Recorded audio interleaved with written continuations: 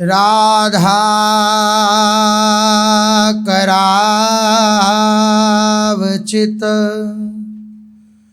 पल्लव वल्लरी के राधा पदांक विलसन मधुर स्थली के राधा यशो मुखर मत खगावली के राधा विहार विपिने रमता मनो में प्रेमानंदोत्पुलकित गात्रौ विद्युद्धाराधर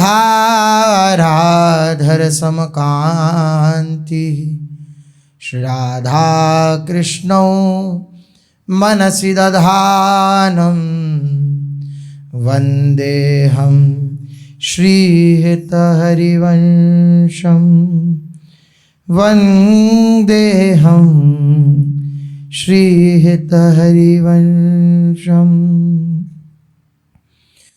राधा राधा राधा राधा राधा राधा राधा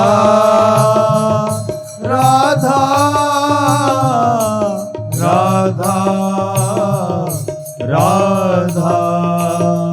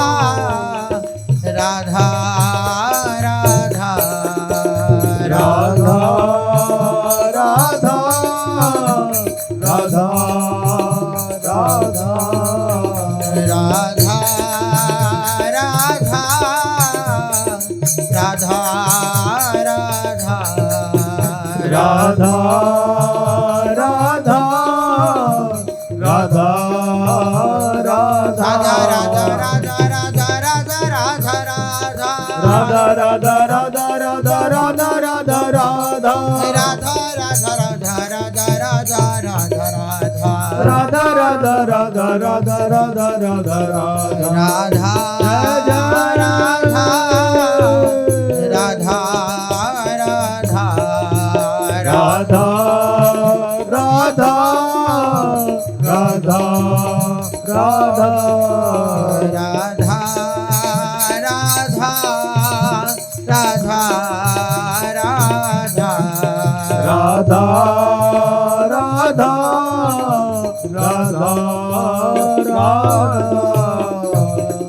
श्री राधा वल्लभ लाल की, महाप्रभु श्री हरिवंश चंद्रजू महाराज की, श्री सद्गुरुदेव भगवान की जय।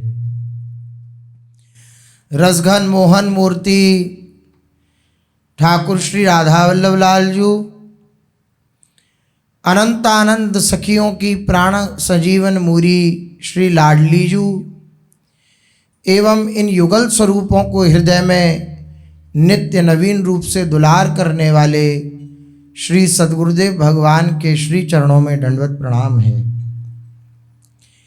ईमानदारी से भगवान के मार्ग पे चलने वाले उपासक के लिए एक बहुत बड़ी सावधानी की आवश्यकता है, जो प्रायः श्री सद्गुरुदेव भगवान अपनी वाणी के माध्यम से हम सबको सचेत करते ही हैं जिस सावधानी के लिए। और बड़े बड़े महापुरुष, चाहे श्री वृंदावन के रसिकजन हों, चाहे अनंत अनंत भावना से प्रभु को लाड़ दुलार करने वाले और भी महापुरुष जन हों, उन सब ने एक मत से जिस सावधानी के विषय में कहा है वह है कि ऐसे उपासक को जो ईमानदारी से प्रभु के मार्ग में लगा है, उसको किसी के भी प्रति दोष दर्शन नहीं करना चाहिए। हम किसी के भी प्रति दोष दर्शन करेंगे तो उसका सबसे बड़ा नुकसान होगा कि वह दोष हमारे हृदय में आ जाएगा। ये खूब अनुभव की बात समस्त उपासकों की होगी कि जो दोष हम किसी के अंदर देख लेंगे वो भरपूर मात्रा में हमारे अंदर आ जाएगा।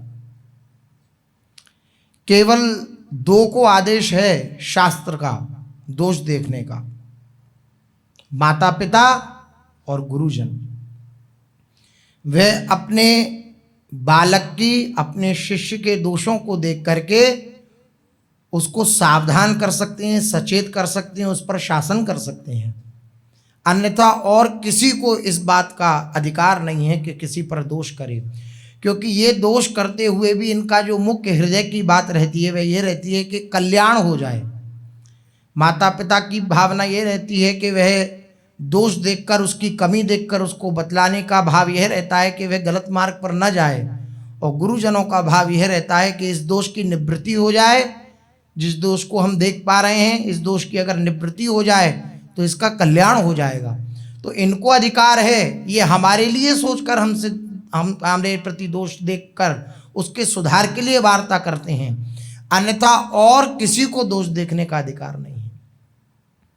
हमने किसी के अंदर कोई दोष देखा कि अमुक तो ऐसा करता है, अमुक को ऐसा नहीं करना चाहिए, ऐसे नहीं बोलना चाहिए, ऐसे नहीं खाना चाहिए, तो बस वही दोष भरपूर मात्रा में, इस शब्द पर विचार कीजिएगा, भरपूर मात्रा में वह दोष हमारे हृदय में आ जाएगा। इसलिए बहुत सावधानी पूर्वक इस बात पर अंकुश करना चाहिए कि हम किसी के अंदर दोष न देखें। अब ये कैसे संभव है? तो महापुरुषों ने बहुत से उपाय बतलाए हैं। बहुत से महापुरुषों का मत है कि अभ्यास करें। क्या अभ्यास करें? कि सब प्रभु हैं, तभी आप इस दोष से मुक्त हो सकते हैं, और कोई उपाय नहीं है। आप जब तक सर्वत्र प्रभु का दर्शन करने का अभ्यास नहीं करेंगे तब तक इस दोष से मुक्त नहीं हो सकते। इसके लिए बहुत सी युक्तियां महापुरुष जन बताते हैं कि बोले आप सबसे उठो सुबह, सबसे पहले तो 1 घंटे तक जो कोई आपके सामने आए सबको प्रणाम करो, ये प्रभु हैं। 1 घंटे की साधना प्रारंभ करो पहले शुरुआत में। उठो, जैसे नेत्र खुलें अपनी शैया से, जैसे ही उठो तो जो सामने आए, कीट पतंग और जो भी घर परिवार के लोग या कोई भी, बाहर से शर्म लग रही हो एकदम झुककर प्रणाम करने में, तो आंतरिक प्रणाम, मेरे प्रभु आप ही हो, मेरे प्रभु आप ही हो, आप ही इस रूप में हो, आप ही। 1 घंटे तक नियम से। मान लो 4 बजे उठे तो 4 से 5 जो जो सामने आए, मेरे प्रभु आप ही हो, आप ही हो मेरे प्रभु। इस प्रकार से 1 घंटे का अभ्यास रोज करें तो सुख मिलने लगेगा इसका। भागवतिक सूत्र जो होते हैं, इनका जब सुख मिलने लगता है ना, तब उत्साह बढ़ता है। इन सूत्रों को जब आप अपने जीवन में उतारेंगे तो आपको अपने आप ये सूत्र उत्साह देंगे, आपका मनोबल बढ़ाएंगे, आपको और उत्साहित करेंगे कि हाँ ठीक, हृदय में एक आनंद की स्फूर्ति होगी कि देखो अमुक व्यक्ति से मैं इतना लड़ता था और सुबह सुबह वही सामने आ गया और मैंने उसको प्रभु मान लिया, क्योंकि वो 1 घंटे के अंतर्गत आ गया था। तो तुरंत उसे प्रणाम किया, 1 घंटे का अभ्यास पहले। फिर धीरे धीरे जब रस मिलने लगेगा तो आप देखेंगे आपकी जीवनचर्या में ये उतर आएगा सूत्र। क्या? सर्वत्र मेरे प्रभु विराजमान है। पहले 1 घंटे से शुरुआत। जो कोई आए, कीट पतंग कीड़ा मकोड़ा जो कोई, सब मेरे प्रभु हैं। प्रणाम, आंतरिक प्रणाम। और मुस्कुरा दिए थोड़ा। आप देखेंगे आप जब प्रणाम करेंगे तो आपके चेहरे पर स्वाभाविक मुस्कुराहट आ जाएगी। मुस्कुराकर प्रणाम न करें तब भी आपके चेहरे पर मुस्कुराहट आ जाएगी। आप जब देखेंगे ना भगवान, तो जब आप प्रणाम कर रहे होंगे तो अपने आप मुस्कुराहट आ जाएगी। यही एकमात्र उपाय है जिससे आप इस दोष से छूट सकते हैं। किस दोष से? किसी के प्रति भी दोष दर्शन करना। सब मेरे प्रभु हैं, सब मेरे प्रभु की लीला चल रही है। उमा दारु जोशित की नाई, सबई नचावत राम गोसाई। जैसे कठपुतली नाचती रहती है, ऐसे भगवान सबको नचा रहे हैं।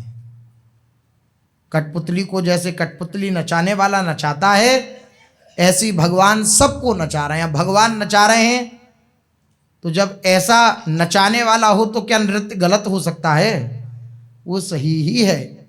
हमारी दृष्टि गलत हो सकती है, सामने का दृश्य गलत नहीं हो सकता, क्योंकि वे प्रभु हैं। इस बात को कौन धारण करे? जो ईमानदारी से भगवान की प्राप्ति करना चाहता है। तार्किक बुद्धि वाला धारण न कर सकता है और न करे। तार्किक बुद्धि वाला न इस सूत्र को धारण कर सकता है और न वह करे, प्रयास भी ना करे। क्यों ना करे? क्योंकि वो तर्क उसके साथ जो है वो उसको ये धारण करने नहीं देगा, वो ये अभ्यास नहीं करने देगा।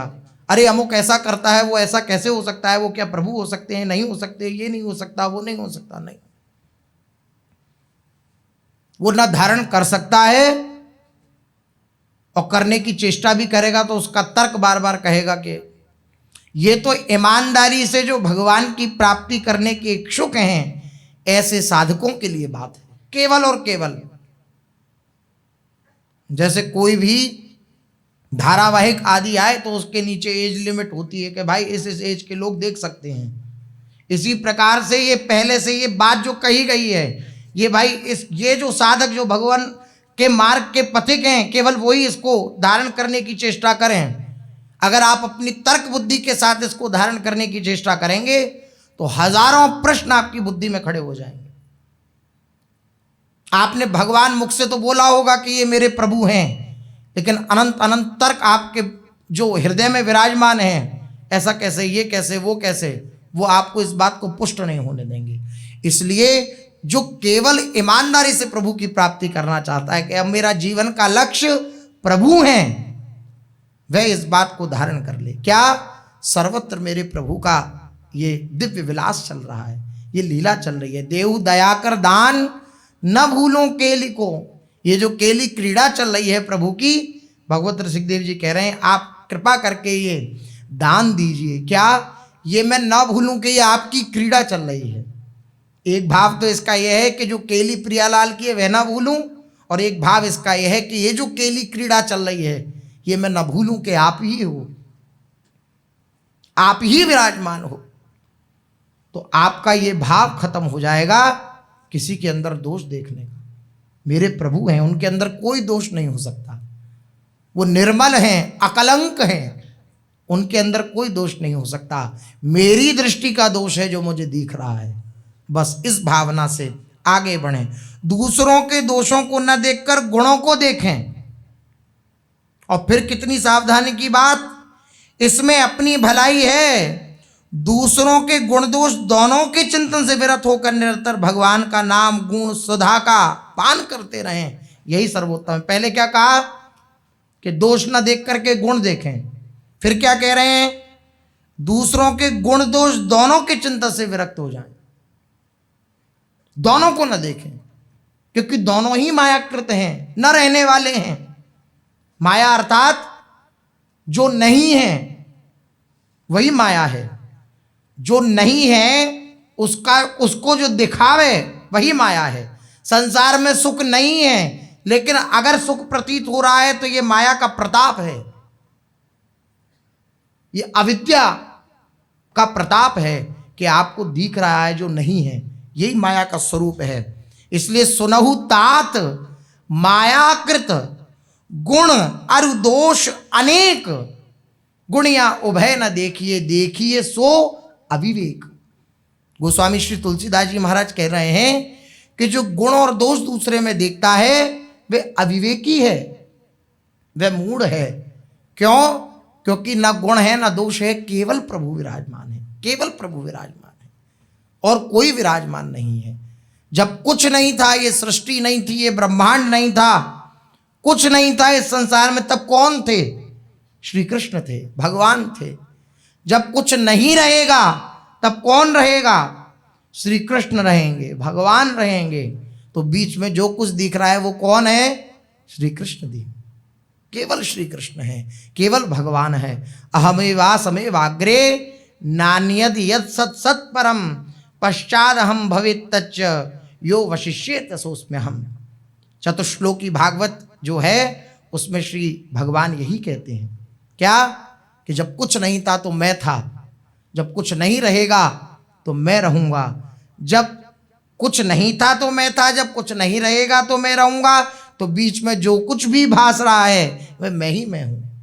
इसलिए हमारी दृष्टि का फर्क हो सकता है कि हम अपनी दोष दर्शन भरी दृष्टि से दूसरे के अंदर दोष दे सकते हैं, अन्यथा सत्य वस्तु तो केवल प्रभु हैं, प्रभु विराजमान हैं।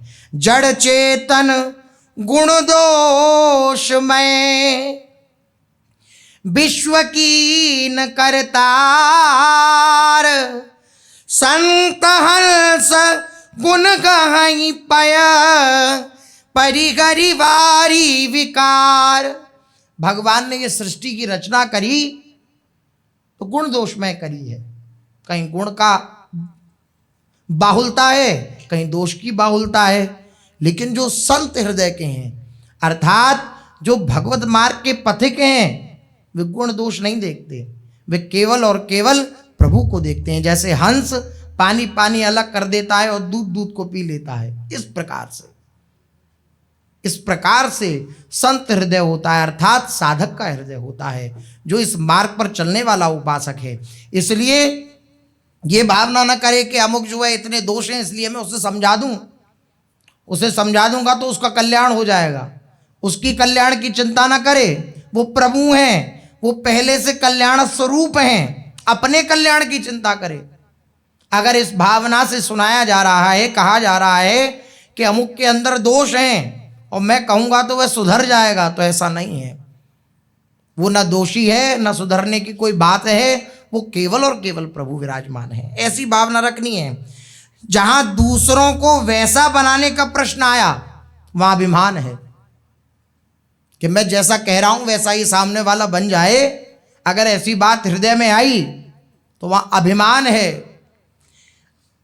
साधक को दूसरों के बनने बिगड़ने की चिंता छोड़कर स्वयं बनना चाहिए। इसलिए वक्ता पहला श्रोता होता है, जो बोलने वाला है वह पहला श्रोता भी होता है, सुनने वाला भी होता है। इसलिए महापुरुष जन सावधानी कह रहे हैं कि साधक को दूसरों के बनने बिगड़ने की चिंता नहीं करनी चाहिए। सर्वत्र प्रभु देखो 1 घंटा रोज, तो दूसरे देखें ना देखें, तुम देखो पहले। साधक को दूसरों के बनने बिगड़ने की चिंता छोड़कर स्वयं बनना चाहिए। वह जिस चीज को, जिस विचार को, जिस क्रिया को ठीक समझे दूसरों के लिए, पहले उसको अपने आचरण में उतारे। कितनी बड़ी बात, महापुरुषों की वाणी ही संबल है। वह जिस चीज को, कि चीज बहुत अच्छी है, धारण करनी चाहिए, जिस विचार को, जिस क्रिया को ठीक समझे उसे अपने जीवन में ग्रहण करे, उतारे। ये चिंता ना करे कि दूसरा उतार रहा है या नहीं उतार रहा, क्योंकि अगर ये चिंता है इसका अर्थ तुमने ही नहीं देखा कि भगवान है सामने। एक बात इसमें सावधानी की है, अगर हमारे हृदय में किसी के प्रति आ रहा है कि इसके अंदर ये दोष है और ये इसका पतन का कारण हो जाएगा और ये हमारा ही साथी है, तो हम सीधे उससे कह सकते हैं कि आपके अंदर मेरे को ये कमी दिखी। अगर ऐसा हो जाए, गुरुजन ऐसा आदेश करते हैं, अगर ऐसा संभव हो सके तो अच्छा रहेगा। तो ये दोष दर्शन के और दोष वर्णन के उसमें नहीं आएगा। केवल उससे कहें, तीसरे से ना कहें। अगर वो कहता है नहीं नहीं तुम अपना देखो, हम अपना ठीक हैं, बहुत मजे में हैं, तो फिर प्रणाम कर ले और फिर प्रभु का सीधे फिर बार बार मन से कहे प्रभु हैं लीला कर रहे हैं, प्रभु हैं लीला कर, ऐसा अंदर। अगर नहीं रहा जाता, पहली बात तो यही मानकर चुप हो जाए, किसी से ना कहे कि हमने देखा वो अमुक तो ऐसे कर रहा था, ना कहे। नहीं रुका जा रहा है तो केवल उससे कहे जिसके प्रति दोष दर्शन हुआ है कि आपके अंदर मुझे ये दोष दिखा।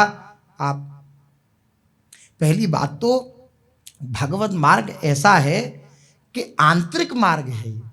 आप बाह्य किसी की चेष्टा से या कुचेष्टा से ये पता नहीं लगा सकते कि रस में डूबा हुआ है या विषय में डूबा हुआ है, नहीं पता लगा सकते। आपको क्रिया बाहरी ऐसी लग सकती है कि ये तो पूरी एकदम प्रापंचिक है, लेकिन अंतर से उसका चीख रहा हो हृदय प्रभु के लिए, आप क्या जाने। और हो सकता है बाहर से भागवतिक क्रिया हो और अंदर से जो चित्त है वो विषयकार हो, इसलिए हम देख नहीं सकते। इसलिए महापुरुषों ने वर्णन करने के लिए मना किया कि आप किसी के दोष देखकर वर्णन मत करिए, कहिए मत। क्यों मत कहिए? आप उसकी स्थिति नहीं जानते आंतरिक। भगवत मार्ग बाहरी चिन्हों से नहीं प्रतीत होता है, बाहरी चिन्हों से नहीं पहचाना जाता है, आंतरिक बात है भगवान के पद की। हो सकता है उसकी बाहरी चेष्टाएं विपरीत हों, लेकिन अंतर से श्री प्रियाजू के श्री महाप्रभु चैतन्य देव जी के चरित्र में आता है, पुंडरीक विद्यानिधि जी बहुत आसन आदि लगा करके और खूब सोफा आदि लगा करके बैठते और महाप्रभु जी उनका स्मरण करके बड़े उत्साहित होते, आनंदित होते, बोले बड़े भगवान के भक्त हैं, बड़ा भगवान से उनका प्रेम है। तो जितने भी जो नज़दीकी थे वो कहते कि वो तो एकदम ठाट बाट से रहते हैं, खूब ऐसा मतलब जाओ आप तो एकदम गद्दा पे और मसंद पे हाथ धरे और आनंद में बने बैठे रहते हो, क्या आप कहते हो कि तो दर्शन करने की सब गए, जाकर के श्रीमद् भागवत के श्लोकों को कहना उच्चारण किया, भगवान की रूप माधुरी के श्लोक, हुंकार मार के उठे। जो गादी आदि पे बैठे थे सज धज के अच्छे अच्छे वस्त्र पहनकर हुंकार मारकर उठे और हा कृष्ण हा कृष्ण हा कृष्ण कहते हुए 2 मिनट में पूरा उनका जो अंतर की बात थी वो बाहर आ गई। हम नहीं जान सकते अंतर में कौन कहाँ डूबा हुआ है। इसलिए सबसे पहली बात तो यही है कि हम किसी के भी अगर दोष दर्शन करते हैं तो उसको प्रणाम करके ये भावना करें कि मेरे समझ में नहीं आ रहा, ये छुपे हुए भक्त हैं। भक्तमाल जी में बड़ी सावधानी की बात कही, कहते हैं कि जो कंठी तिलक आदि धारण करते हैं वे प्रकट भक्त हैं, लेकिन जो नहीं धारण करते हैं वे गुप्त भक्त हैं। कितना महापुरुषों ने सावधानी पूर्वक अपने जीवन को चलाया है। बोले जो नहीं धारण करते हैं वो गुप्त भक्त हैं। सेवक जी कह रहे हैं काहे कहूँ अरि भक्ति बिनु, कौन ऐसा है संसार में जिसे मैं भक्ति से विलग कह दूं। अब सबके अपने अलग अलग मार्ग हैं, कौन कहाँ लगवाए, वो कोई किसी की भक्ति में लगाए, कोई किसी की भक्ति में लगाए, लेकिन कोई भी ऐसा नहीं है जो भक्ति से विलग हो। तो काहे कहूँ अरि भक्ति बिनु, कैसा सावधानी पूर्वक। इसलिए अगर लगे हमें कि दोष है इसके अंदर, तो हम अंदर पहले ये विचार करें क्या कि मेरी दृष्टि का ये दोष है, अन्यथा ये छुपे हुए भक्त हैं, इनके हृदय में छुपा हुआ प्रियालाल का प्रेम है। इसलिए केवल ऐसी भावना करके फिर केवल भगवान का स्वरूप मान करके फिर नहीं रहा जाता, तो फिर उनसे प्रार्थना कर ले। नहीं माने ये उनकी बात, फिर हम प्रणाम करके, पहली बात सबसे अच्छी बात तो यही है कि हम सबको प्रभु का स्वरूप मान करके प्रणाम करके अपने मार्ग में आगे बढ़ते रहें। पूज्य महाराज श्री के वचन, पूरा संसार सिद्ध है, सब भगवत स्वरूप है, केवल एकमात्र आप ही साधक हो, आप ही साधक हो। आपको क्या साधना मिली है? आपको किस सवाल का हल करना है? आपको इसी सवाल का हल करना है कि ये पूरे संसार में प्रभु ही प्रभु विराजमान है। आपने अगर कहीं भी कुछ भी देख लिया गुण या दोष, तो आप अपने सवाल से पीछे हट गए।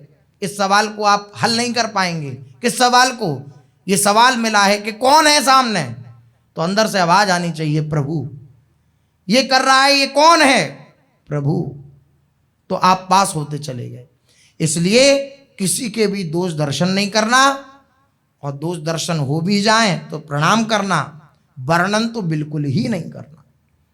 लेकिन बड़ा रस मिलता है किसी के दोष वर्णन करने में, मानो रंक महानिधि पाई। किसी गरीब आदमी को जैसे बहुत बड़ी लॉटरी लग जाए, ऐसा रस मिलता है दोष वर्णन करने में। अरे सुना तुमने, वो ऐसे हैं, कहना नहीं किसी से, और पूरे में फैल गई ऐसे कहते कहते, कहना नहीं किसी से। और गोस्वामी तुलसीदास जी ने कहा है, मानो रंक महानिधि पाई। किसी के दोष वर्णन करने में ऐसा सुख प्राप्त होता है जैसे किसी रंक को राजा का पद मिल गया हो। खूब एकाग्रचित, खूब आंखों को और खोल के, कानों को और खोल के, भले ही वैसे ही कहते हो कि कान से कम सुनाई देता है मुझे, लेकिन अगर ऐसी कोई वार्ता चल रही हो तो फिर अच्छा ऐसी बात है, अरे मैं तो पहले ही कहता था कि वो ऐसा है, अमुक ऐसा है। इसलिए ये जो रस वाली वृत्ति है, यही जो रस दिलाने वाली है, जो परिणाम में दुखद होगी। जिसका प्रारंभ सुखद हो वो परिणाम में दुखद है, और जिसका प्रारंभ दुखद हो उसका परिणाम सुखद होता है। अब इस बात को हृदय में धारण करने में बड़ी कठिनाई होगी। भगवान है, अब दिख रहा है सामने कि उसने परेशान किया, अब भगवान है, फिर बड़ी कठिनाई होगी, दुख होगा कि अब बहुत देख लिए भगवान, अब एक बार तो देखो। भीष्म पितामह के सामने भगवान खड़े हैं, लेकिन बाण तो चला ही रहे हैं ना भीष्म पितामह, तो उस प्रकार के फिर उदाहरण देने लगता है मन। तो इसलिए सारे उदाहरणों को एक तरफ मनी राम से कह के, भगवान आप इस स्वरूप में हो, मन के स्वरूप में, न कृपा करो हम पे, किसी के प्रति दोष दर्शन ना होने पाए, ऐसी प्रार्थना उनसे करते रहें। ना रुका जाए तो प्रार्थना ही सबसे बड़ा बल है, प्रार्थना करता रहे। चलते हैं, महाप्रभु श्री हरिवंश चंद्र जी महाराज अद्भुत सुख की वर्षा कर रहे हैं श्री वृंदावन में।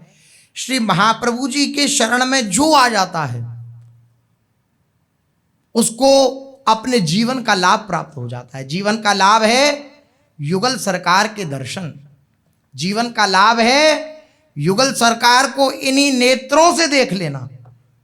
इन्हीं नैनन सब सुख देखे, अपनो जन्म सुफल करी लेखे। इन नेत्रों का लाभ क्या है? इस जीवन का लाभ क्या है? इसी जीवन में इन्हीं नेत्रों से श्री युगल सरकार के दर्शन प्राप्त हो जाएं, यही जीवन का लाभ है। महाप्रभु जी की शरण में जो जो आता है और उनकी आज्ञा के अनुसार चलता है, जैसी भी आज्ञा कहते हैं, तो उसको जीवन का लाभ प्राप्त हो जाता है महाप्रभु जी के प्रताप से। श्री हरिवंश प्रताप नाम नौका निज खेवक, भव सागर सुख तरत निकट हरिवंश जू सेवक। श्री हरिवंश चंद्र जी के प्रताप से नाम का आश्रय लेकर नाम रूपी नौका में बैठकर अनंत अनंत जीव इस भव सागर से पार हो जाते हैं। नानक नाम जहाज है, चढ़े सो उतरे पार, जो श्रद्धा सो सेवते गुरु पार उतारनहार। जो प्रभु का नाम अपने जीवन में धारण कर लेता है, प्रभु के नाम का स्मरण करता है, नाम रूपी जहाज में बैठ जाता है। नानक नाम जहाज है, चढ़े सो उतरे पार। जो श्रद्धा पूर्वक नाम का आश्रय ग्रहण कर लेता है, नाम रूपी जहाज में बैठ जाता है, तो हमारे खेवैया सदगुरुदेव भगवान उसे इस भवसागर से पार कर देते हैं। आचार्यजन उसे भवसागर से पार कर देते हैं। जो जो शरण में आया महाप्रभु जी की, उनको इस जीवन का लाभ मिला। जा पे कृपा करें श्री हरिवंश सु, तापे दयाल सदा हरि राधा। जिस पर महाप्रभु जी कृपा कर देते हैं उस पर श्री हरि और श्री लाडली जू सदा प्रसन्न रहते हैं। दयालु हो जाते हैं उसके प्रति, जिस पर महाप्रभु जी कृपा कर देते हैं। जाको नहीं हित सोहित है, टुकता ही न मेटी सके हरि बाधा। जिनको हिज्जू के चरणों में प्रेम है उनकी बाधा को कोई नहीं मिटा सकता। या को तो भेद अनन्य लखें, इस भेद को कोई अनन्य उपासक ही जान सकता है। अरु औरन को अति गूढ़ अगाधा, औरों के लिए ये अत्यंत गूढ़ है, अगाध है, कोई पार नहीं पा सकता। प्रियदास कृपा हित की ते मिल्यो रस, कुंज को दर्श पुरी मन साधा। श्री हिज्जू की कृपा से श्री प्रियदास जी कह रहे हैं कि ये रहस रस श्री वृंदावन का वैभव नेत्र गोचर हो जाता है। जो जो शरण में श्री महाप्रभु जी के आ रहा है वे सब सिद्ध हो जा रहे हैं। ऐसे ही एक रसिक जन की चर्चा अपने लोग श्रवण कथन कर रहे थे, श्री नवलदास वैरागी जी। श्री वृंदावन का इन्हें संतों की कृपा से वास मिला, श्री महाप्रभु जी की शरणागति मिली।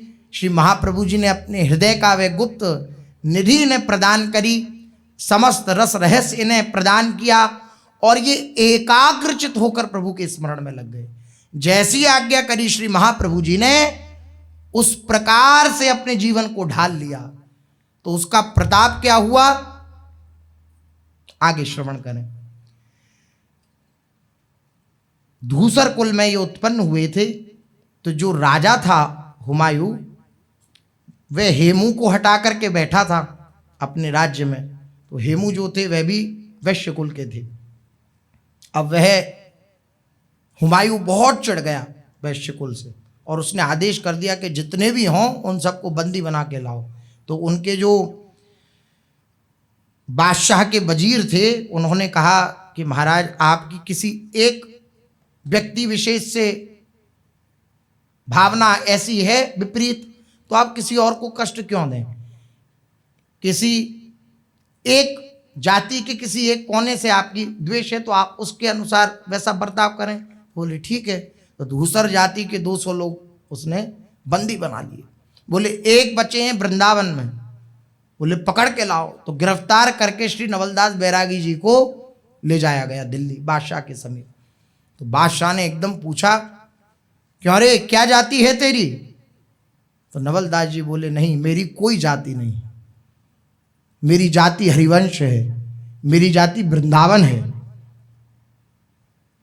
संतों की जाति नहीं पूछी जाती है, संतों से जाति की बात नहीं पूछी जाती है। तू अपराध कर रहा है।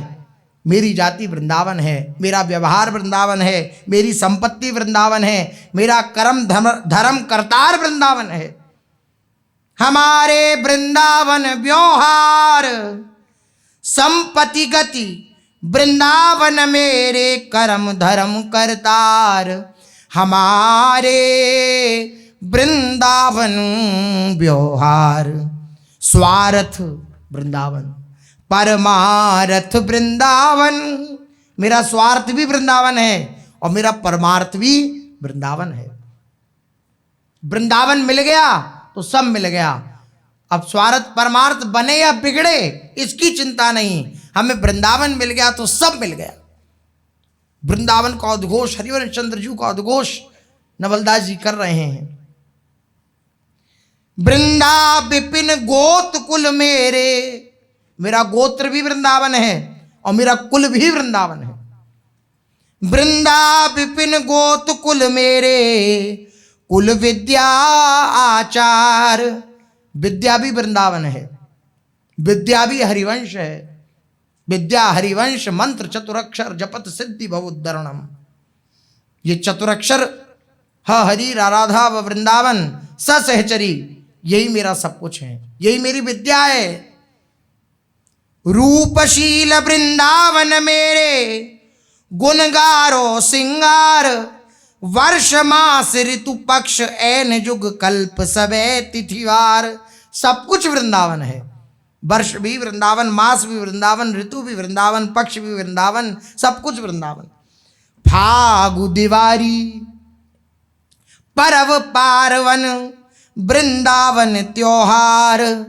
सूर सुघर वृंदावन मेरे, रसिक अनन्य उदार। हमारे वृंदावन व्यवहार। बंधु सहोदर सुत वृंदावन, राजा राज भंडार। मेरा सुत भी वृंदावन, मेरे बंधु भी वृंदावन, सब कुछ वृंदावन। श्री राधा ललितादिक मेरे जीवन प्राण आधार। सर्वसु व्यास दास को वन है, वृंदावन ही आभार। हमारे वृंदावन व्यवहार। श्री राधा मेरी प्राण है, श्री किशोरी जी मेरी प्राण है, श्री वृंदावन मेरा प्राण है, और ललितादिक सहचरियाँ मेरी प्राण है। हमारी कोई जाति नहीं है, हमारी जाति की तरफ दृष्टि मत कर तू। ये जीवन अब श्री हरिप्रिया के चरणों में समर्पित है। अब इस जीवन का अधिकारित्व केवल हरिप्रिया को है, केवल प्रियालाल को है, और किसी को नहीं, और किसी का नहीं हूं मैं। एक बार मेरा सर श्री ठाकुर जी के आगे झुक गया तो अब किसी के आगे नहीं।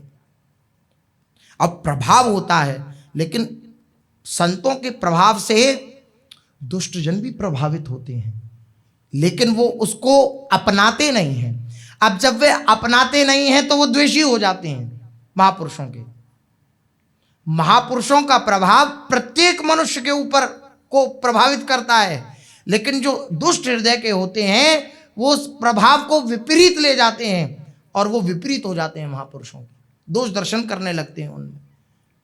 अब इतना बड़ा प्रभाव दिखाया, श्री नवलदास बैरागी जी भावावेश में कह रहे हैं, लेकिन इसके समझ में नहीं आई। और इस शहंशाह ने कहा कि जाओ इन्हें बंदी बनाओ। इस बादशाह कुड़ गया, चिढ़ गया। उसने कहा तेरी बात बहुत बड़ी बड़ी है, अभी तुझे जंजीरों से मैं बंधवाता हूं, फिर देखता हूं कि तुझे कौन छुड़ाएगा। मुझे रीति सिखा रहा है। जैसे ही नवलदास जी ने ये बात सुनी कि कौन छुड़ाएगा, नवलदास जी बोल उठे, जो को जरे जंजीर तन, मेरे पूरे शरीर को जंजीरों से बांध दिया जाए। जो को जरे जंजीर तन, तो तोरूं सत सात। प्रेम तंतु अटक्यो नवल, मटक्यो तनक न जात। मुझको कोई 700 जंजीरों से बांधे तो भी मैं उनको तोड़ करके निकल जाऊंगा, परंतु प्रेम तंतु, प्रेम के धागे में बंधा हुआ यह नवल तनिक भी इधर उधर नहीं हो सकता। आवेश में बोले नवलदास जी, मैं प्रेम के धागे से बंधा हूं, प्रेम के तंतु से बंधा हूं, तेरी जंजीरें मुझे नहीं बांध सकती। मैं प्रेम के तंतु से बंधा हूं, मैं प्रभु के आश्रित हूं। ये कोई जंजीरें मेरा कुछ नहीं बिगाड़ सकती, ये कोई बंधन मेरा कुछ नहीं बिगाड़ सकते। ऐसा ही उत्साहित रहता है हरिवंश शरणागत, ऐसा ही अभिमान में भरा रहता है हरिवंश चंद्रजू के प्रताप से। अपने भाग्य की सराहना करता है तो अभिमान से युक्त होकर नहीं करता, वह हरिवंश चंद्रजू के युक्त अभिमान से होकर इस बात की सराहना करता है। क्या देखो सेवक जी महाराज क्या कह रहे हैं, आपुनो भाग आपुन प्रगट, कहत जु श्री हरिवंश बल। हरिवंश भरोसे भय निडर, सुनित गरजत हरिवंश बल। हरिवंश चंद्रजू के प्रताप से मैं निडर हो गया हूं, निर्भय हो गया हूं, निश्चिंत हो गया हूं, निशोक हो गया हूं। मैं अपना भाग्य अपने मुख से प्रकट करके कहता हूं, कहा कहो बड़ भाग, नित नित रति हरिवंश हित, नित वर्धत अनुराग। यह जो कृपा हरिवंश की, यह हरिवंश चंद्रजू की कृपा है। मैं अपने भाग्य की सराहना क्या करूं, मेरे को हरिवंश चंद्रजू ने स्वीकार कर लिया, मेरे को महाप्रभु जी ने स्वीकार कर लिया। मैं अपने भाग्य की सराहना अपने मुख से कहता हूं कि हाँ मैं भाग्यवान हूं। और नवलदास जी क्या कहने, आवेश में, मेरे को कोई बंधन नहीं बांध सकता। अब मैं कहता हूं 700 जंजीरों से भी मुझे बांध दो, तब भी तुम मुझे नहीं बांध पाओगे। मैं प्रेम के धागे से बंधा हुआ हूं और कोई बंधन मुझे नहीं बांध सकता। शाह न समझो नवल जो कहो, अर्थ बजीर कहे ते लयो। अब महापुरुषजन जब आवेश में अपनी बात कहते हैं तो संसारी मनुष्य को समझ में नहीं आती है। जो तार्किक हैं, अश्रद्धालु हैं, नास्तिक हैं, उनको महापुरुषों के वचन समझ में नहीं आते हैं। वो खूब बुद्धि दौड़ाएं तब भी समझ में नहीं आएंगे। शहंशाह को समझ में ही नहीं आया, क्या कह गए नवलदास जी। शाह न समझो नवल जो कहो, नवलदास जी ने क्या कहा ये शहंशाह समझ ही नहीं पाया। तब वजीर जो था उसने जो उस दोहे को बोला गया उसका अर्थ करके शहंशाह को समझाया, लेकिन हृदय की बात तो तब भी नहीं जान पाया शहंशाह। सुनत शाह जंजीर मंगाई, बोले देखता हूं अच्छा ऐसी बात कहता है कि ये बंधन से मुक्त नहीं हो पाएगा, हम 700 बेड़ियों से बांधे तब भी ये छूट करके भाग जाएगा, देखता हूं कैसे भागता है। तो शाह ने सुनत तुरंत जंजीर मंगाई, तुरंत जंजीरें मंगाई। पग अरु हाथ गुदी में नाई, पैर और हाथ दोनों को, हाथों को पैर पीछे की तरफ करके हाथ और पैरों को साथ साथ बांध दिया। कितना कष्टप्रद, जब वज्रासन में बैठ जाओ तो हाथ और पैरों को दोनों एक साथ बांध दें, इस प्रकार से बांध दिया नवलदास जी। बांधी जंजीर दियो बदशाला, मारी कपाट लगायो ताला। जंजीरों में बांधकर जो कारागृह था उसमें वधशाला में नवलदास जी को बिठा दिया और बाहर से ताला लगा दिया। जले अरुवन जानी नहीं पावे, यहाँ जो नवल श्याम गुण गावे। आहा, नवलदास जी को भली प्रकार बंधवाकर बंदी गृह में डलवा दिया एवं इनका अन्न जल भी बंद करा दिया गया। बंदी गृह में नवलदास जी ने अपना मन पूर्णतः श्री गुरु चरणों में, इष्ट और धाम के चरणों में लगा दिया। नवलदास जी के हृदय में एक भावना उत्पन्न हुई कि कृपा से श्री वृंदावन का वास मिला, वो छूट गया। एकदम हृदय में पीड़ा उत्पन्न हुई, चिंतन बना, चिंतन के प्रभाव से पीड़ा उत्पन्न हुई। हे लाडली जू, क्या अपराध बन गया कि मुझे वृंदावन से दूर कर दिया। हे वृषभानु सुते ललिते, मैं कौन कियो अपराध तिहारो, काढ़ दियो ब्रजमंडल ते, अब और भी दंड दियो अति भारो। मेरे को इतना बड़ा दंड, मेरे को वृंदावन से दूर कर दिया।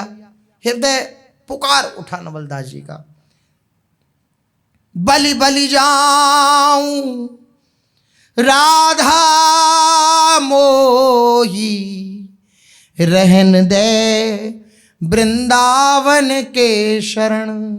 हे लाडली जू, मैं आपकी बार बार बलिहारी जाती हूँ, मुझको वृंदावन की शरण में रहने दीजिए।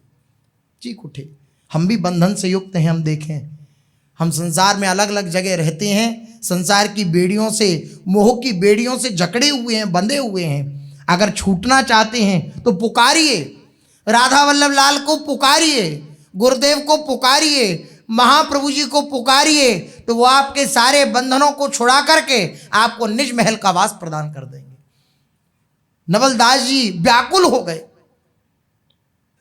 ध्यान एकाग्र है श्री युगल सरकार के चरणारविंद में, श्री गुरुदेव के चरणारविंदों में, और पुकार रहे हैं श्री लाडली जी को, बलि बलि जाऊं राधा मोही, रहन दे वृंदावन के शरण, मोको ठौर न और कहूं, अब सेऊंगो ये चरण।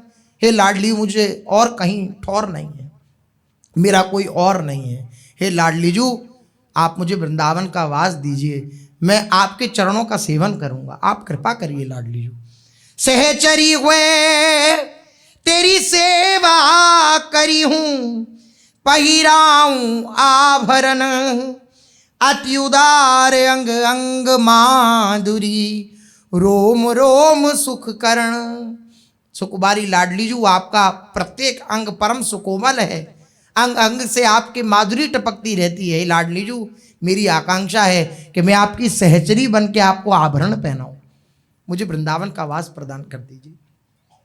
देखो केली बेली मंदिर में, सुन किंकिनी रव श्रवण, दीजे वेगी व्यास को यह सुख, जहां न जीवन मरण, रहन दे वृंदावन के शरण। नवलदास जी पुकार उठे, जहाँ ना जीवन है, जहाँ ना मरण है, ऐसे श्री वृंदावन का वास। लाडली जी मुझे विलग क्यों कर दिया, आप कृपा करो, मुझे वृंदावन बुला लो। किशोरी मोहे अपनी कर लीजे, और दिए कछु भावत नाही, वृंदावन रज दीजे। वृंदावन की रज प्रदान करिए लाडली जी। खग मृग पशु पक्षी या वन के, चरण शरण रख लीजे, व्यास स्वामिनी की छवि निरखत, महल टहलनी कीजे। किशोरी मोहे अपनी कर लीजे, हे लाडली जू मुझे अपना कर लीजिए। हे वृंदावन के पशु पक्षी लता गुल्म आदि, आप सब कृपा करो, मुझे वृंदावन का वास मिले। नवलदास जी का हृदय चीख उठा, नवलदास जी पुकार उठे, गुरुपद इष्ट धाम चित लायो, देह सहित वृंदावन आयो। प्रभाव क्या हुआ, श्री ठाकुर जी के आगे कोई बंधन में बांध सकता है भला? श्री ठाकुर जी के स्मरण के आगे कोई बंधन में नहीं बांध सकता, नहीं बांध सकता। स्मरण गाढ़ हुआ प्रियालाल का, वृंदावन का, महाप्रभु जी के चरणों का, और प्रभाव ये हुआ उसी क्षण सारी बेड़ियों को तोड़ करके श्री नवलदास जी सदैव वृंदावन आ गए। उस कारागृह के ना ताला खोलने की आवश्यकता पड़ी, ना कोई बंधन तोड़ने की आवश्यकता पड़ी, सारे बंधन अपने आप टूट गए और सदैव श्री वृंदावन में आ गए श्री नवलदास जी महाराज। ये प्रभु के चिंतन का प्रभाव है। आप जहां हैं, जिस स्थिति में हैं, जैसे भी बंधन में हैं, आप प्रभु का स्मरण करेंगे, प्रभु का ध्यान करेंगे, प्रभु को पुकारेंगे, तो वो बंधन बंधन नहीं रहेगा, आप बंधन मुक्त हो जाएंगे और प्रभु के चरणों में आपको स्थान मिल जाएगा। देखिए, कारागृह में बंद हैं श्री वसुदेव देवकी जी, लेकिन जब श्री कृष्ण प्रकट होते हैं, जैसे ही अपने मस्तक पर श्री वसुदेव जी उन्हें धारण करते हैं, तो सारे बंधन टूट जाते हैं। ये प्रभु का प्रताप है, प्रभु के स्मरण का प्रताप है। बंधन रहने नहीं देता प्रभु का प्रताप, अविद्या रहने नहीं देता प्रभु का प्रताप। सूर्य के सामने भला क्या अंधकार टिक सकता है? सूर्य का अभाव ही अंधकार है, अंधकार नाम की कोई वस्तु नहीं है, सूर्य का अभाव ही अंधकार है। जहां सूर्य अर्थात प्रियालाल का चिंतन प्रकट हुआ, वृंदावन का चिंतन प्रकट हुआ, महाप्रभु जी के चरणों का चिंतन प्रकट हुआ, सारे बंधनों को तोड़कर श्री नवलदास जी सदैव श्री वृंदावन में आ गए।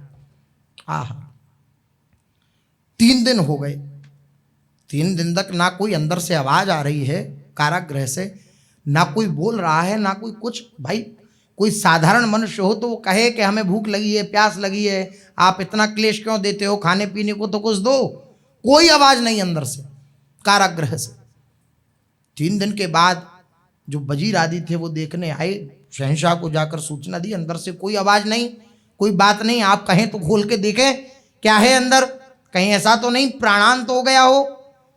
3 दिन के बाद जब बंदी गृह का दरवाजा खोला गया तो वहां केवल जंजीरों का ढेर पड़ा हुआ था। नवलदास जी तो वृंदावन चले गए। आहा, नवलदास जी नहीं थे वहां, जंजीरों का ढेर पड़ा हुआ था। वे तो सदैव वृंदावन पहुंच चुके थे। बादशाह ने इनको पुनः गिरफ्तार करवाया, वृंदावन भेजा। देखो इतने पे भी चेत नहीं आया। भगवान अपने विश्व रूप को प्रकट कर रहे हैं कौरवों के आगे, तो वो कह रहा है ये मायावी है श्री कृष्ण, जादूगर है, जादू करना जानता है, श्रद्धा नहीं हो रही फिर भी। सोई जाने ही जी देव जनाई, बिना भगवान की कृपा से कोई उन्हें नहीं जान सकता, सामने होते हुए नहीं जान सकता। प्रकट किया अपना विराट स्वरूप, बोले मायावी हैं, ये जादूगर है श्री कृष्ण। ऐसे ही नवलदास जी सदैव वृंदावन चले गए। अब कोई थोड़ा सा श्रद्धावान भी हो तो वो ये बात का विचार तो करेगा कि हमने ताला लगा के जंजीरों में बांधकर अगर किसी को रखा है तो वो सदैव कैसे जा सकता है अपने गंतव्य पर। लेकिन फिर भी उसके समझ में नहीं आया। उसने कहा जाओ वृंदावन, और वृंदावन जाके दोबारा पकड़ के लाओ। दोबारा पकड़ के लाए नवलदास जी को। फिर नवलदास जी ने पुकारा, फिर सदैव वृंदावन वापस। बादशाह ने तीसरी बार फिर कहा अपने अहीदियों को कि जाओ फिर पकड़ के लाओ। फिर आए, फिर नवलदास जी वृंदावन वापस। फिर बादशाह ने कहा अब उन्हें सादर लेके आओ, क्योंकि उसने सोचा कि अब तो बहुत बड़ा मुझसे अपराध लगता है कि बन गया। मैं ये बार बार चेष्टा कर रहा हूं इनको कष्ट पहुंचाने के लिए, लेकिन मैं कष्ट नहीं पहुंचा पा रहा। अर्थात ये कोई बड़े उच्च कोटि के महापुरुष हैं, मेरे से अपराध हो गया, चेत आया। यही संतों के संग का प्रभाव होता है। बड़े ही विपरीतता से संग किया, लेकिन एक ना एक दिन चित्त का परिवर्तन हो गया। संतों के संग का प्रभाव, चित्त का परिवर्तन हुआ। बोले सादर बुला करके लाओ। उन्होंने नवलदास जी को बादशाह की आज्ञा सुनाई और कहा कि आपको सादर बादशाह ने निमंत्रण दिया है, आप चलिए। तो ये परोपकार को दृष्टि में रखकर, अर्थात किसी जाति विशेष की अगर रक्षा हो जाती है मेरे जाने से तो क्या, किसी भी जीव की अगर रक्षा हो जाए मेरे जाने से तो इसमें क्या नुकसान है। नवलदास जी चल दिए, सहर्ष दिल्ली बादशाह के पास गए। तो शाह नवल को देखत भयो, महातेज लखियासन दयो, करामात तुम प्रगट दिखाई, ताते मोमन दया जुआई। अब नवलदास जी गए, नवलदास जी के महातेज को देख करके प्रभावित हुआ। फिर बादशाह और आसन प्रदान किया और बादशाह ने कहा कि आपने बड़ी अच्छी करामात दिखाई। करामात चमत्कार, मूरख हृदय न चेती है। तुमने करामात बहुत अच्छी दिखलाई है, इसलिए मुझे तुम पर बड़ी दया आ गई, इसलिए मैंने तुम्हें छोड़ दिया। अब बताओ आप क्या चाहते हो, मैं आपको वो प्रदान करूंगा। नवलदास जी बोले तू प्रदान करेगा? तू कहीं एक मुल्क का बादशाह है, तू प्रदान करने की चेष्टा करेगा हमें? अनंत मुल्कों का जो बादशाह है उसका शरणागत हूं मैं।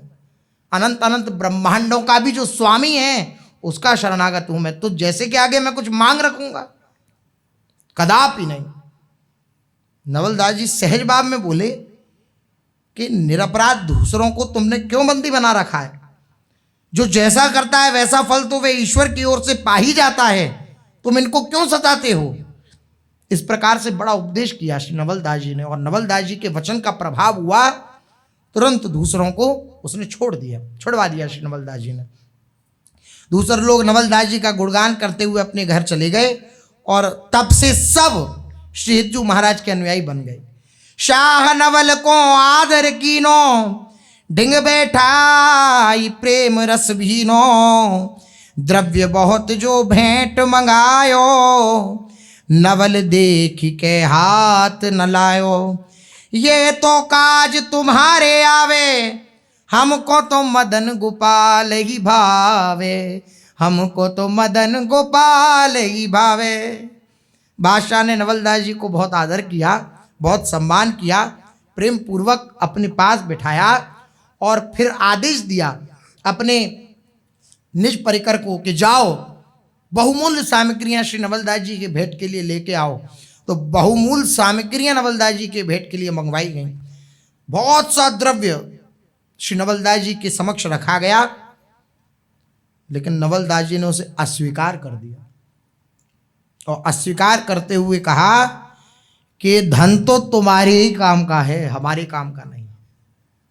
देखिए भक्त का हृदय, मिल रहा है तब भी केवल और केवल प्रभु का आश्रय कितना दृढ़ है। ये धन हमारे काम का नहीं, ये तुम्हारे काम का है, तुम ही इसका जैसा उपयोग करना हो वैसा करो। हमको तो केवल मदन गोपाल ही अच्छे लगते हैं और कुछ अच्छा नहीं लगता है संसार में। हमको तो केवल मदन गोपाल ही अच्छे लगते हैं। हमारे पास जो धन है उस धन की समानता तुम नहीं कर सकते। कौन सा धन है? परम धन राधा नाम आधार। जाहि श्याम मुरली में टेरत, सुमिरत बारंबार, परम धन राधा नाम आधार। हमारे जीवन का आधार, हमारे जीवन में जो परम धन है वो राधा नाम है। हमें और किसी धन की आवश्यकता नहीं है, और किसी वैभव की और किसी ऐश्वर्य की आवश्यकता नहीं है। अरे ये ऐसा नाम है जिसको स्वयं श्री श्याम सुंदर भी, अखिल लोकों के स्वामी श्री श्याम सुंदर भी, जिसको अपनी मुरली में बार बार टेरते रहते हैं, सुमरते रहते हैं, राधा नाम का जप करते रहते हैं, वो राधा नाम, वो परम धन हमारे पास है। तुम्हारे धन की हमें आवश्यकता नहीं है। श्री व्यास जी महाराज का एक पद है, वे कहते हैं सुने न देखे भक्त भिखारी। भक्तों के हृदय में कभी ये भावना नहीं आती कि हम किसी के आगे जाकर मांगे, ना हमने कभी ऐसे सुने ना कभी देखे। जो भक्त है वो किसी के आगे अपने हाथ नहीं फैला सकता, नहीं फैला सकता, किसी से नहीं मांग सकता, क्योंकि उसे पता है मैं मांगूंगा तो मेरे प्रभु को अच्छा नहीं लगेगा। प्रभु के हृदय में ये बात आ जाएगी कि क्या इसको मेरे प्रति पूर्ण विश्वास नहीं, क्या मेरे सौहार्द पर इसे विश्वास नहीं है, ये दूसरों से मांगता है। इसलिए भक्त बहुत सावधान रहता है, वो किसी से नहीं मांगता, केवल अपने प्रभु से मांगता है। अगर मांग उठती भी है तो, अन्यथा भक्त की तो कोई मांग ही नहीं होती। बड़े बड़े महापुरुष, प्रहलाद सरी के बड़े बड़े महापुरुष जी भी भगवान के सामने क्या कहते हैं, सब कुछ देने में समर्थ हैं, लेकिन भगवान के सामने यही कहते हैं कि हे नाथ, भगवान बार बार कह रहे हैं कुछ मांग लो, तो हे नाथ यही दीजिए कि कभी कुछ मांग हृदय में उत्पन्न ना हो, कुछ मांगू ना मैं, यही आप दे दीजिए। ऐसा भक्तों का हृदय होता है। इसलिए नवलदास जी ने कहा आपके धन की हमें आवश्यकता नहीं है। ये मदन गोपाल श्री राधा श्याम सुंदरी ही हमें अच्छे लगते हैं, यही हमारे धन हैं, वे ही हमारे काम के हैं। ये धन तुम्हारे काम का है, अतः तुम्हारा यह धन लेकर हम क्या करेंगे। हमको तो तन ढकने के लिए काली कमरी अच्छी लगती है, तो हमारी उधर पूर्ति के लायक सारा सामान, सारी व्यवस्था, सब कुछ प्रभु कर देते हैं, सब कुछ व्यवस्थाएं प्रभु कर देते हैं। अब बादशाह के मन में आया कुछ तो सेवा हो, तो बीच में निकला नवलदास जी के मुख से कि हम तो कारी कामर उठते हैं। तो बादशाह के हृदय में आया कि ये तो कुछ मांगते नहीं, लेकिन मेरा कुछ ना कुछ तो एक बनता है कि मैं कुछ ना कुछ तो अर्पित करूं। तो कारी कामर मंगवा ली उसने कि कारी कामर उठते हैं तो सेवार्थ उन्हें देनी चाहिए। तो सेवार्थ कारी कामर उन्हें, उसकी भावना देख करके नवलदास जी ने उसे स्वीकार किया। इस प्रकार सबको जेल से छुड़वाकर नवलदास जी आनंद पूर्वक श्री वृंदावन में वापस आए। ऐसा श्री नवलदास जी का जीवन, निष्ठा श्री वृंदावन के प्रति, निष्ठा गुरु चरणों के प्रति, निष्ठा श्री प्रियालाल के प्रति, तो ऐसा चमत्कार प्रकट हो गया। ऐसे दिव्य चरित्र श्री महाप्रभु जी के शरणागतों के हैं। शेष चर्चा आगे। श्री राधा वल्लभ लाल की जय।